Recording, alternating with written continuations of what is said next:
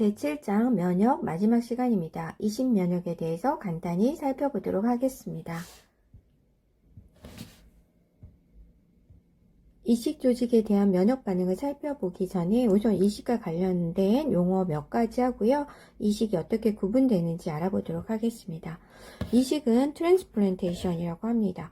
살아있는 조직이나 장기를 생활체에서 떼어낸 다음에 그 조직 조각을 동일한 개체나 또는 다른 개체의 신체 일부에 심는 것을 이식, 트랜스플란테이션 이렇게 이야기합니다. 용어를 살펴보게 되면 이식편, 그래프트라고 합니다. 이식된 조직이나 장기를 이야기합니다. 만약에 이제 생체 신장 이식을 하는데 A라고 하는 사람의 신장 한쪽을 떼어서 B라고 하는 사람에게 신장을 주었습니다. 그랬을 때 이 신장이 옮겨가서 B라는 사람에게 들어갔을 때 이것을 그래프트, 이식편 이렇게 이야기합니다. 공여자는 제공자라고도 하는데요. 도너라고 합니다. 이식편을 제공해주는 개체죠. 그러니까 A라는 사람이 도너가 되는 거죠.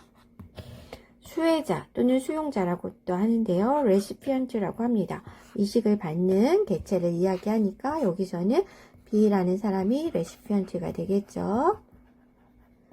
그리고 이식 관련해서 그래프트, 도너, 레시피언트라고 하는 의학 용어는 굉장히 많이 사용하는 단어이기 때문에 꼭 기억하고 있어야 되겠습니다.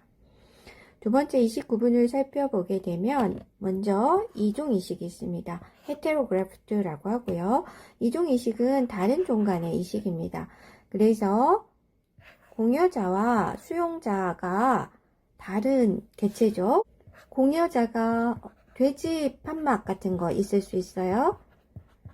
수용자는 사람이 되겠죠.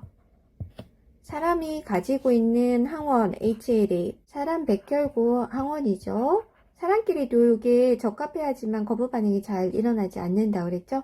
사람에게 이 HLA가 있는데 돼지에게 있는 항원은 또 다르죠. 이것이 굉장히 다르기 때문에 심한 거부 반응이 나타납니다. 그래서 이종 간의 이식은 거의 할 수 없죠. 두 번째 동종이식입니다. 알로그래프트라고 하고요. 동일한 종 간의 이식을 하는 것을 알로그래프트라고 합니다. 그래서 혈액을 수혈하는 것도 트랜스퓨전이죠. 이것도 일종의 트랜스플란테이션이다 라고 보면 되겠습니다.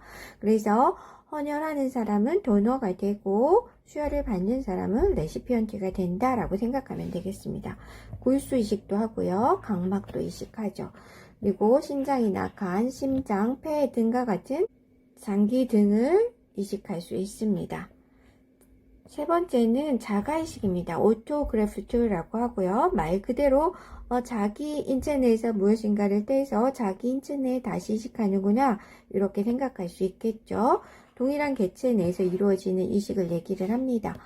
화상 환자에서 피부 이식들 많이 하는데요. 허벅지나 이런 데서 피부를 떼서 화상 부위에다가 이식을 해주고 그 부분을 치유하는 것들을 여러분이 이제 임상에 가면 많이 볼 수 있습니다.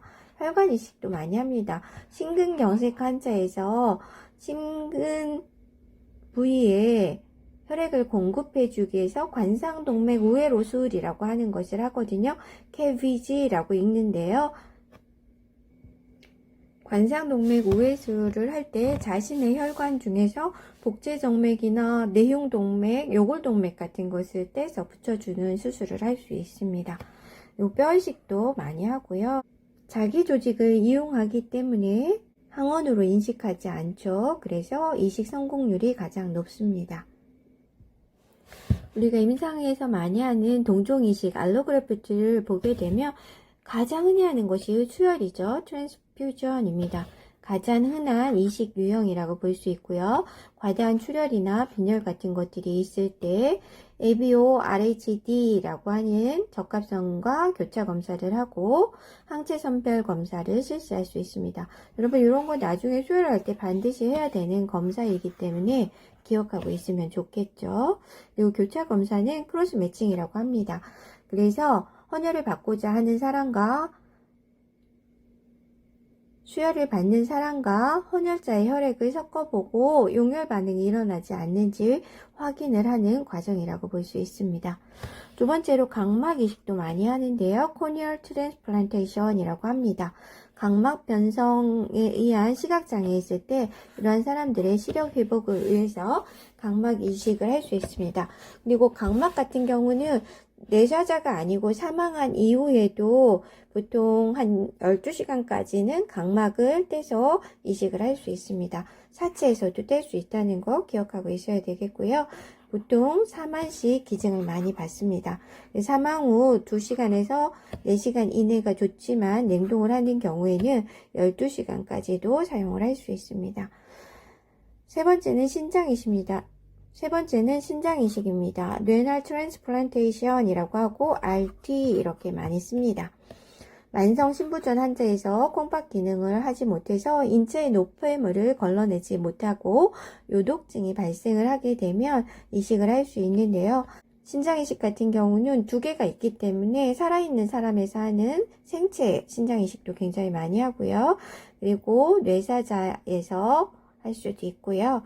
사체의 신장을 사용할 수도 있는데 사체의 경우에는 사후 10시간 이내에 하는 것이 좋겠죠. 그렇지만 살아있는 생체나 내세자에서 뗀 신장 이식이 사체의 신장 이식보다는 훨씬 더 좋겠죠. 그리고 네 번째로 심장 이식도 있습니다. 허트 트랜스플란테이션. 심부전 시에 할 수 있고요. 심부전으로 인해서 심박출량이 굉장히 저하되어져 있는 사람은 조직에 산소를 공급할 수 없기 때문에 심장 이식이 필요합니다. 그리고 공여자의 심장은 사후 30분 이내의 것이어야 되죠. 그래서 내사자 심장 이식을 진행을 하게 되는데요. 심장은 하나밖에 없기 때문에 생체는 못하겠죠. 잠재 내세자 발굴을 하고 이 내세자로부터 간이나 신장, 각막 이런 것들을 다 이식하고 맨 마지막에 심장을 떼서 이식을 할 수 있습니다. 그리고 간 이식도 있습니다. 리버 트랜스플란테이션이라고 하고 LT라고 이것도 많이 씁니다. 간경변증의 말기나 간암 등 또는 담도 폐색증이 있을 때 전체나 부분 간 이식을 할 수 있습니다. 그래서 간은 옆이 2개로 있기 때문에 사이즈에 따라서 그리고 간은 회복력이 굉장히 뛰어나거든요. 그래서 반 잘라서 할 수도 있습니다. 그리고 간도 생체도 할 수 있고 내사자에서도 할 수 있습니다. 마지막 골수 이식인데요. 본메로 트랜스플란테이션이라고 하죠. 악성 혈액질환, 악성 빈혈이나 백혈병 이런 경우에 골수 이식을 할 수 있죠. 자가 골수 이식도 할 수 있고요. 동종 골수 이식을 할 수 있는데 이 경우에 HLA라고 하는 인간 백혈구 항원이 일치하는 경우에 하는 것이 성공률이 높습니다. 꼭 반드시 HLA 적합성이 요즘엔 높아야 하는 건 아니죠.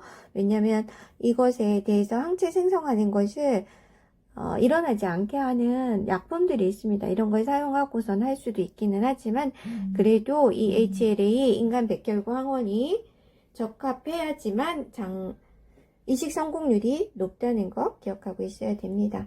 그리고 이런 경우에 또 동전 유전자 이식이어서 쌍둥이는 유전자가 같잖아요. 그래서 이런 경우에 이식을 시행할 수 있습니다. 동종 이식에서 면역적 인식 방법을 보게 되면 수혜자, 장기 이식을 받는 사람이죠. 장기 이식을 받는 사람의 면역 차계가 공여자의 주조직 적합 복합체, 그러니까 이식편의 MH 클래스를 인식하는 방법에 의해서 일어난다는 거예요. 하나씩 살펴보면 장기 이식을 받는 사람의 세포 속에 T세포가 있잖아요. 이 T세포가 공여세포, 이식편의 MH 클래스 단백질을 직접 인식하는 방법인데요. 어떻게 인식하는지 살펴보게 되면 이식편의 제2형 주조직 복합체 분자를 인식합니다. MH 클래스는 누가 가지고 있죠? 항원 제시세포가 가지고 있어요. 이식편이 이식될 때 이식편 속에 있는 항원 제시세포를 인식을 하게 되면 장기 이식을 받은 사람의 체내에는 보조 T세포가 있을 텐데 이 보조 T세포가 증식하고 사이토카인을 생성을 해서 대식세포 등 염증 관련 세포들을 불러일으키고 이 부분에 염증을 일으키겠죠. 이것은 지연성 과민 반응이라고 하죠. T세포에서 일어나는 과민 반응이 지연성 과민 반응이고 세포성 과민 반응이잖아요. 그래서 제4형 과민 반응과 관련이 있다라고 이야기를 하는 거예요. 그리고 또 하나, 장기 이식을 받는 사람이에요. 숙주, 수혜자잖아요. 숙주의 인체 내에는 세포독성 T세포도 있죠. 이 세포독성 T세포가 공효세포, 이식편의 제1형 주조직 적합 복합체 분자를 비자기로 인식해서 제거해서 파괴를 시키는 상태로 이루어질 수 있다는 것입니다. 만약에 신장 이식을 받았다고 하면 20편의 신장 속에는 20편 세포들 모두에는 적혈구를 제외하고는 MHC 클래스 1을 가지고 있잖아요. 그런데 이 단백 성분은 장기 이식을 받는 사람의 T세포 입장에서 볼 때는 비자기잖아요. 그래서 이것을 비자기로 인식을 해서 제거를 한다라고 생각을 하시면 되겠습니다. 자, 그리고 이식을 하게 되면 숙주, 수혜자, 장기 이식을 받는 사람 인체 내에 있는 항원 제시세포가 있을 거 아니에요? 이식편이 이 장기 이식을 받는 사람에 붙었을 때 이 이식편의 단백 성분은 항원이죠. 논셀프잖아요. 그러니까 이식을 받는 사람의 항원 제시세포가 이것을 논셀프로 인지를 하게 되죠. 그리고 이 이식편의 주조직 적합 복합체 단백질 논셀프예요. 이것을 인식해서 자신의 MH 클래스에 붙이게 되고 보조 T세포에게 제시를 해주게 되면 또 보조 T세포는 이 이식편을 항원으로 인식을 하게 될 테고 그리고 여기에 염증성 반응을 일으키게 되죠. 그래서 지연성 과민 반응을 일으키는 그런 과정이라고 볼 수 있다. 그리고 공여체에 대한 항체를 생성할 테고 항원항체 복합체를 만들어서 파괴를 하는 그런 상황이 벌어진다라고 볼 수 있습니다. 그리고 신장 이식하는 건데요. 기증자의 신장을 이렇게 줄 때 보면 원래 고장난 신장을 떼버리고 하는 것이 아니라 이렇게 복강 내에다가 신장을 하나 더 이식해 주는 거예요. 지금 말로 한 것이 좀 어려울 수 있는데요. 그림으로 살펴보면 더 쉽습니다. 부적합 조직 이식 반응을 그림으로 살펴보도록 하겠습니다. 우선 부적합 조직 이식 반응을 알아보기 전에 MH 클래스에 대해서 한 번 더 정리를 해볼게요. 우리 인체 내에 있는 세포, 모든 세포들은 MH 클래스 1을 가지고 있죠. 적혈구 빼고요. 그쵸? 그리고 MH 클래스 2도 가지고 있는 세포가 있어요. 인체 내에 있는 세포의 항원 제시 세포, 그러니까 수지상 세포나 대식 세포는 MHC 클래스 1도 가지고 있고 MHC 클래스 2도 가지고 있습니다. 자, 요걸 기억하고 그림을 보면서 생각을 해볼게요. 이식된 세포, 이식편이죠. 이식편에 항원 제시세포가 있는데 그것이 지금 장기이식을 받는 사람의 인체 속에 노출이 될 거예요. 이런 상태라고 하면 이 항원 제시세포는 아까 제2항원, 이거는 MHC 클래스 2를 이야기하는 거고요. 제1항원은 MHC 클래스 1을 이야기하는 겁니다. 두 가지 다 가지고 있었다고 하니까요. 그래서 장기이식을 받는 사람에게 이식편의 항원 제시세포가 노출이 되게 되면 이 제2항원인 MHC 클래스 2, MHC 클래스 2를 CD4 보조 T세포가 항원으로 인지를 하게 됩니다. 그리고 사이토카인을 방출해서 다른 보조 T세포들을 활성화시키고 계속 항원으로 인지를 시키겠죠. 그리고 이 보조 T세포는 인터로킨 같은 것을 방출하면서 비림프구에게 이 항원을 인식시켜 줍니다. 그래서 이식편의 항원을 인식시켜 주면 비림프구는 형질세포로 분화가 되고요. 항체를 만들겠죠. 이 항체는 항원과 결합해서 항원항체 복합체, 면역 복합체를 만들게 될 테고요.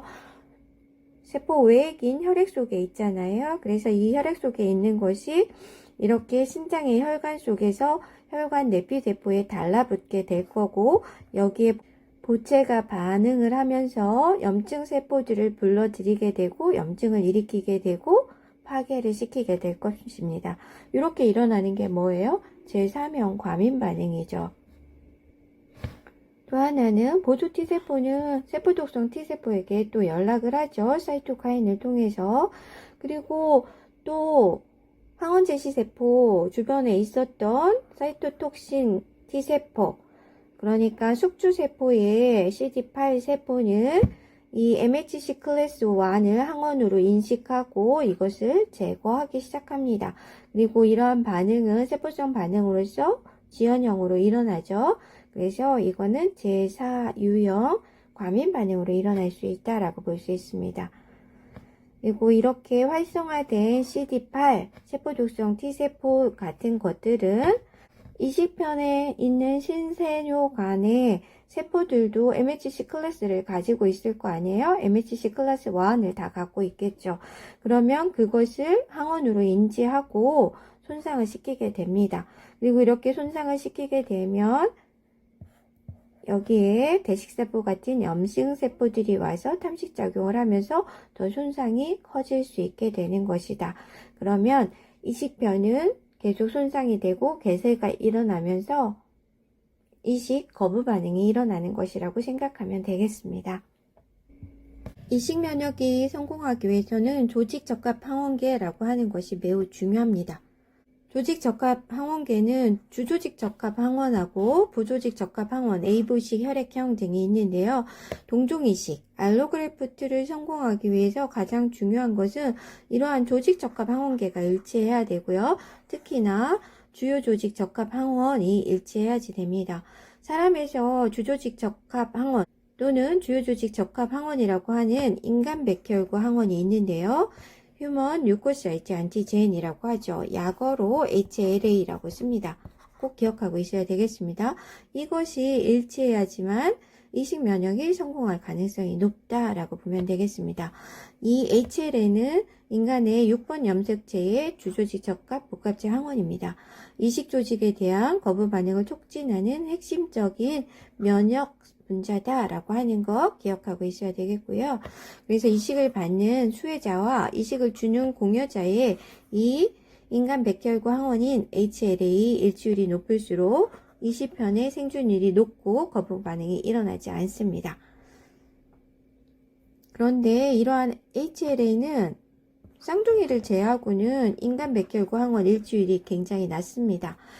HLA 적합도가 굉장히 높은 사람을 찾아서 장기이식을 한다 하더라도 장기간 면역 억제 요법을 해서 이식편에 대한 거부 반응이 일어나지 않도록 해야 됩니다. 그리고 면역 억제 약물로는 지금 중요하지 않겠지만 여러분 이제 나중에 성인이나 이런 데서 면역을 배우게 되면 알고 있어야지 되는데요. 사이클로스포린,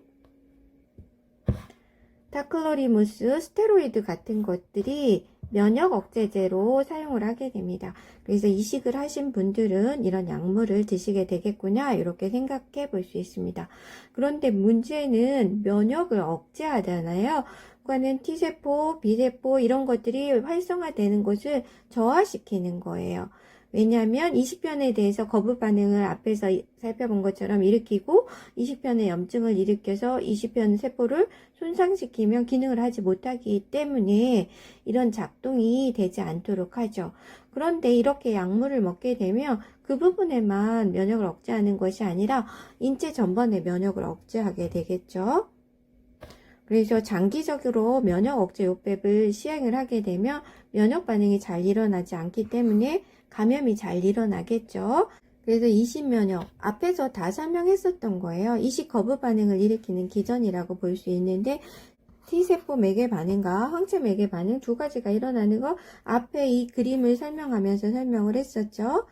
그래서 주조직 적합성이 부적합한 이식편을 이식했을 때 T세포 매개성 반응이 일어날 수 있습니다. 공여자 이식편이죠. 여기 항원 제시세포의 주조직 적합 복합체 어떤 거를 확인하는 거죠? T세포는 MHC 클래스 2를 인지하는 것은 CD4죠. 보조 T세포. 1을 인지하는 것은 CD8 세포 독성 T세포죠. 그래서 이것을 T세포가 인지를 하고 나서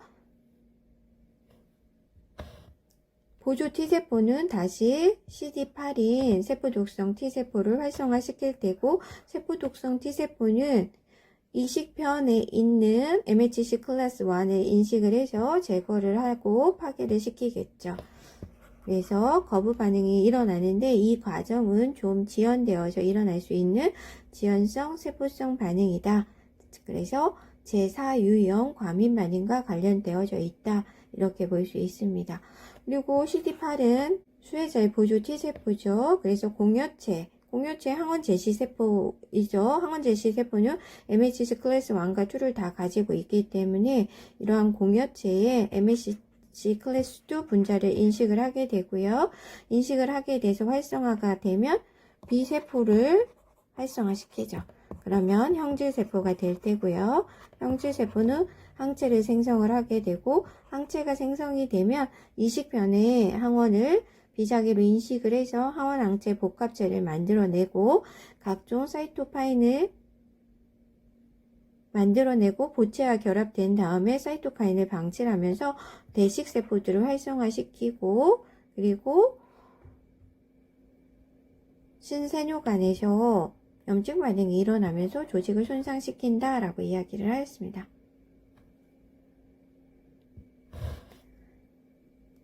이러한 반응들이 일어나면 이식 거부 반응이 일어날 수 있습니다. 그래프트 리젝션이라고 하고요. 이것은 초급성, 급성, 반성 리젝션으로 일어날 수 있습니다. 자, 초급성 이식 거부 반응이라고 하는 것은 하이퍼 어큐트 리젝션이니까 굉장히 빠른 시간에 거부 반응이 일어난다라고 보면 되겠습니다. 그래서 이식을 완료한 몇 분 후에서 몇 시간 이내에 발생을 하면서 혈관 접합이 끝난 후 금방 알 수 있어요. 수술실에서 소변도 안 나오고요.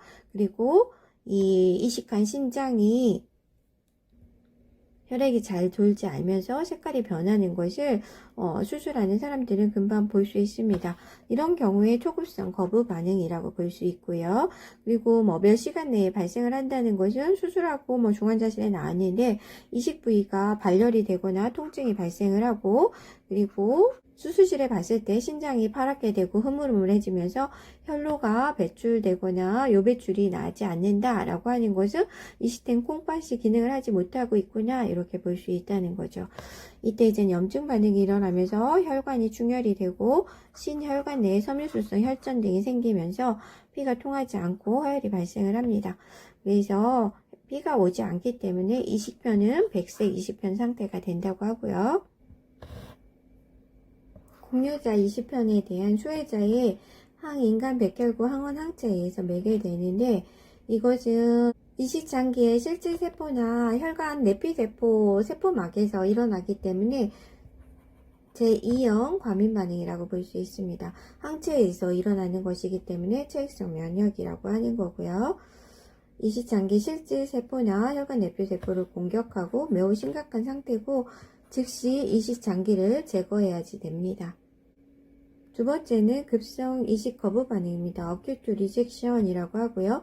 이식 후에 초기 몇 주 또는 몇 달 이내에 발생하라는 이식 거부 반응을 의미합니다. 만일 신장 이식을 했는데 이렇게 급성 이식 거부 반응이 나타나면 갑작스럽게 질소혈증이라고 하는 것은 혈액 내에 요소, 크레아티닌 이런 것들이 축적되는 상태를 말하는데요. 이런 것들은 신장을 통해서 배설되는 그런 노폐물이기 때문에 이것들이 혈중 내에 축적이 된다라는 것은 콩팥이 기능을 못한다라는 거예요. 그리고 소변이 나오지 않게 됩니다. 콩팥의 중요한 기능은 소변을 생성하는 거죠. 콩팥이 망가지기 시작했기 때문에 소변을 만들어내지 못하는 거죠. 그러면서 염증 반응이 일어나고 이식편 있는 부분에 통증을 일으킬 수 있습니다. 제4형 세포성 과민 반응과 체액성 과민 반응이 같이 일어날 수 있는데요. 체액성 과민 반응에 의해서 항체에 의해서 일어나는 거잖아요. 혈관에 항원항체 복합체가 붙고 보체에 의해서 염증 반응이 지속적으로 일어날 수 있다라고 하면 이 경우에는 치료가 불가능합니다. 결국에는 다시 나중에 재이식을 해야지 되는 상태가 벌어질 수 있습니다. 마지막 세 번째는 만성 이식 거부 반응입니다. 크로닉 리젝션이라고 하고요. 이식 초기 몇 달에서 또는 몇 년이 지난 다음에 잘 살다가도 발생을 할 수 있습니다. 만약에 신장 이식을 했다고 하면 진행성 질소 혈증, 그러니까 요독증이 생기는 거죠. 검사로 한다고 하면 혈액 내 요수를 검사하는 비유행 검사와 크레아티닌이라고 하는 검사가 콩팥 기능을 확인해 보는 검사일 수 있는데요. 이런 것들이 올라가는 거죠. 조금씩 이것을 진행성 질소혈증이라고 합니다. 소변 생성이 감소하면서 소변량이 잘 나오지 않게 되고, 소변이 잘 나오지 않으면 인체는 부종이 생기겠죠. 수분 균형을 잘 맞추지 못하기 때문에 또 그런 상태가 있을 테고요. 순환 혈액량이 많아지면 심장으로 돌아온 혈액이 많기 때문에 심장은 과부하가 걸릴 테고 지속적으로 혈압이 높아질 수 있습니다. 그리고 수분을 배출하지 못하면서 체중이 증가하는 증상이 발생하기 시작하는 것이죠. 이것이 조금씩 점차적으로 발생을 한다 그러면 혹시 만성 이식 거부 반응이 아닌가 이렇게 생각해 봐야 된다는 거죠. 그리고 이런 경우에 신장의 동맥이나 세동막에 염증성 반응이 T세포에 의해서 염증성 반응이 일어나는 거 우리가 앞에서 그림으로 살펴보았잖아요. 그러면서 이 부분에 염증과 치유가 일어나면서 계속 혈관 내막이 두꺼워지겠죠. 그러면서 신장으로는 혈액이 부족한 상태가 될 거예요. 협착증, 폐색증이 발생이 되게 되면 결국 신장으로 혈액이 안 오고 허혈이 오면서 신장은 경색이 생기겠죠. 사구체 모세혈관벽도 두꺼워지고 세관 위축되고 간질의 섬유증 등이 발생하면서 결국 이 경우에도 이식 거부 반응으로 진행하면서 나중에 다시 재이식을 해야 되는 상황으로 진행할 수 있습니다. 그래서 이런 경우에 보통 레시피언트의 T세포, 그러니까 수혜자의 T세포가 이식편을 항원으로 인지를 하고 공격을 하면서 지연성 반응으로 일어난다 라고 보면 되겠습니다. 자, 마지막으로 이식 거부 반응 중에서 이식편대 숙주병이라고 하는 게 있습니다. 이식편대 숙주병은 이식병, 그래프트 대 호스트 디지즈라고 합니다. 그래서 그래프트 버서스 호스트 디지즈여서 GVD-HD라고 하고요. 이름은 어렵기는 하지만 이식편이고 그리고 이식을 받은 숙주 사이에서 일어나는 병이다 라고 생각을 하면 되겠습니다. 그래, 이식된 조직이나 수혈된 혈액 중에 T 림프구가 포함된 경우, 이건 뭐죠? 공여자의 T 림프구라는 거죠. 이 공여자의 T 림프구가 수혜자, 레시피언트에게 들어왔어요.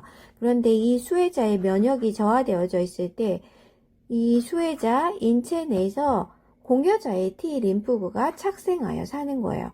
원래는 수혜자의 면역이 떨어져 있지 않으면 이 공여자의 T 림프구를 자기 세포가 아니니까 제거해 버리겠죠. 근데 제거하지 못하고 이것이 수혜자 인체 내에서 착생을 하게 되면 환자, 수혜자의 세포를 비자기로 인식을 해서 착생한 공여자의 T세포가 환자의 세포들을 공격하는 것입니다.